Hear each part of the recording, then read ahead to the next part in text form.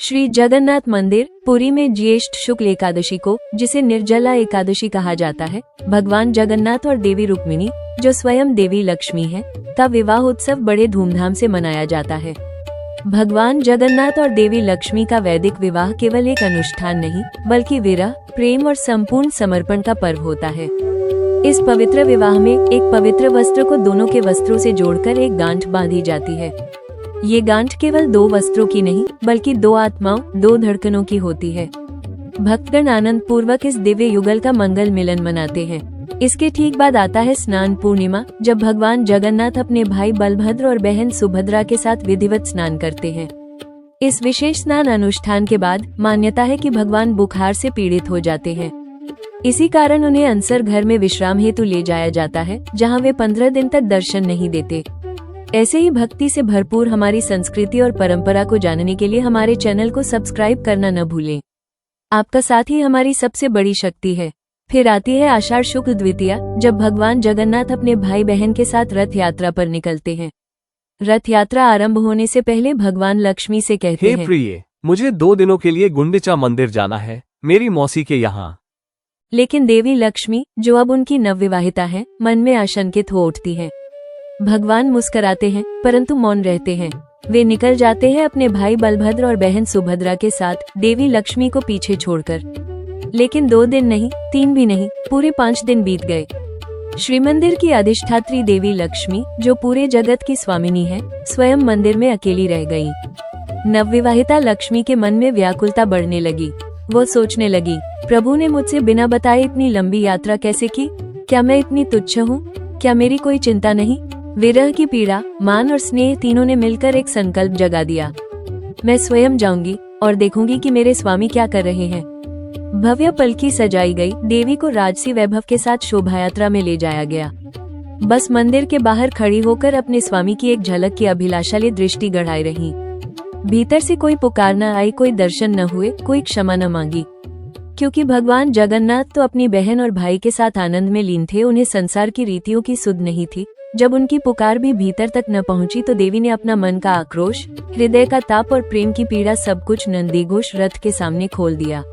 वो धीमे स्वर में कह उठी, जानते हो नंदीघोष, मैं संपूर्ण हूँ पूज्या और वैभवशाली, परंतु प्रभु के बिना यह श्रीहीनता का बोझ बन जाती है।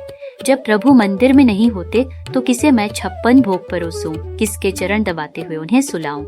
मैं उनका इंतजार करती रही, पर ना उन्होंने मेरी पुकार सुनी, ना तुमने जो उनके वाहन हो मेरे वचन का मान रखा।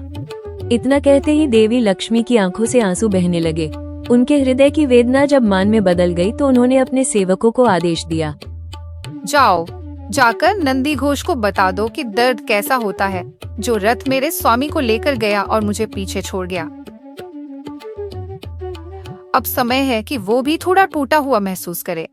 जैसे मेरे हृदय में दरार पड़ी है, वैसे ही इस रथ में भी एक निशान रहे। सेवक नंदीघोष रथ का एक छोटा सा प्रतीकात्मक हिस्सा चुपके से तोड़ देते हैं। प्रभु दर्शन की अभिलाषा इस विशेष विधि को हेरा पंचमी कहा जाता है। नीलाद्री बीजे रथ यात्रा का अंतिम चरण होता है। जब भगवान सुदर्शन, भगवान बलभद्र और देवी सुभद्रा श्री मंदिर में प्रवेश कर लेते हैं, तो देवी लक्ष्मी मुख्य द्वार बंद कर देती है। यह उनका प्रतीकात्मक व्यवहार होता है, क्योंकि भगवान जगन्नाथ उन्हें गुंडिचा मंदिर की यात्रा में साथ नहीं ले गए थे। भगवान जगन्नाथ देवी को मनाने का प्रयास करते हैं, लेकिन वह उन्हें प्रवेश की अनुमति नहीं देती। लेकिन जब भगवान जगन्नाथ ने अपने हृदय की व्यथा को शब्दों में पिरोया, तो सारी दूरी, सारा आक्रोश, सारी नाराजगी पिघलने लगी। प्रिय, तुम्हें लगता है मैं तुम्हें भूल गया? नहीं लक्ष्मी, विवाह की वह गांठ मेरे हृदय में हर क्षण तुम्हारी स्मृति संजोए हुए है। मैं हर पल तुम्हें याद करता हूँ, लेकिन मैं केवल तुम्हारा पति नहीं हूँ, मैं इस संपूर्ण सृष्टि का पालन करता भी हूँ। मुझे करोड़ों भक्तों की आस्था का मान रखना होता है। यही कारण है मुझे श्री मंदिर से बाहर निकलकर गुंडीचा मंदिर जाना पड़ा। ये सुनकर देवी लक्ष्मी की आंखें नम हो गईं। उनके हृदय में संकोच और क्रोध की बर्फ पिघलने लगी। अब क्रोध नहीं था, बल्कि था गर्व। गर्व था उस पति पर, जो प्रेमी तो था ही, लेकिन साथ ही कर्तव्यनिष्ठ, विवेकी और सार्वभौमिक धर्म का पालन करता भी था। अब मुझे तुम पर और भी अधिक गर्व है। नाथ, तुम्हारा प्रेम मेरी सीमा है और तुम्हारा धर्म मेरी ऊंचाई। और भगवान जगन्नाथ ने रसमय क्षमा याचना करते हुए उन्हें रसगुल्ले अर्पित किए तो उस क्षण किसी ने पूछ लिया, प्रभु ये रसगुल्ला किसका है, ओडिशा का या पश्चिम बंगाल का? भगवान मुस्कुराए, उनकी आंखों में शांति थी और स्वर में गहराई। ये किसका है इससे मुझे कोई फर्क नहीं पड़ता। ये रसगुल्ला ना तो किसी भूगोल का है, न ही किसी दावे का। ये तो मेरे प्राण प्रिय पत्नी के लिए है, जो मेरे मन की देवी है, मेरे जीवन की अधिष्ठात्री है। इसलिए आज मैं इस अवसर पर स्वयं को मिठास में ढाल देता हूँ कि मेरा हृदय भी मधुर हो, मेरा समर्पण भी रसगुल्ले जैसा हो। देवी लक्ष्मी प्रसन्न होती हैं, क्षमा करती हैं, फिर श्रीमंदिर के द्वार और विवाह की वो गांठ खोल दिए जाते हैं। भगवान जगन्नाथ मंदिर में प्रवेश करते हैं और इसी प्रकार भगवान जगन्नाथ और माता लक्ष्मी सभी राग द्वेष, मान अपमान को भुलाकर एक नई शुरुआत के साथ जीवन को पुनः संजोते हैं। वे हमें सिखाते हैं कि जीवन में यदि प्रेम और समर्पण हो तो पीड़ा और विरोध भी समय के साथ पिघल जाते हैं।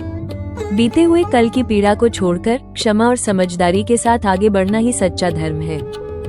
हमारे ज्ञान भक्ति गाथा चैनल को सब्सक्राइब करें ताकि अगला एपिसोड आते ही आपको मिल जाए अध्यात्म और संस्कृति की नवीन झलक। तब तक जुड़े रहें ज्ञान और भक्ति की इस पावन यात्रा में।